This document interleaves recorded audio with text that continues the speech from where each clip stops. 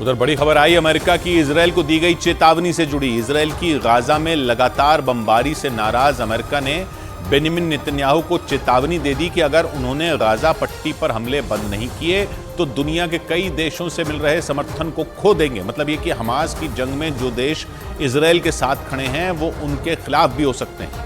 माना जा रहा है कि इजरायल पर अमेरिका का गुस्सा इसलिए भड़का क्योंकि इजरायली सेना की कार्रवाई में गाजा में बड़े पैमाने पर बच्चों और महिलाओं की मौत हो रही है और इसी वजह से इजरायल के साथ साथ पूरी दुनिया में अमेरिका की भी किरकिरी हो रही है।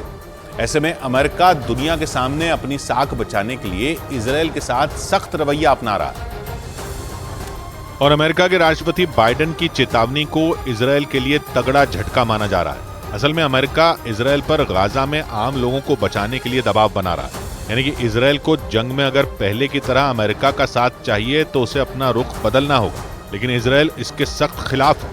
उसकी सेना किसी भी कीमत पर गाजा पर हमले नहीं रोकना चाहती, इसलिए दोनों देशों के बीच दरार पैदा हो रही है। मतलब कि गाजा में भीषण हमलों की वजह से इजरायल दुनिया के देशों से समर्थन खो रहा है, क्योंकि उसके सबसे खास दोस्त अमेरिका ने ही अपना हाथ खींच लिया और दुनिया के सामने खुलकर इजरायल को चेतावनी देने पर मजबूर हो गया। असल में इस जंग के दौरान सिर्फ इजरायल ही नहीं बल्कि उसका साथ देने वाले अमेरिका पर भी कई सवाल उठने लगे, क्योंकि गाजा में इजरायल की सेना की कार्रवाई में बड़ी संख्या में बेगुनाह लोगों की मौत हुई और इसकी वजह से अमेरिका भड़क गया।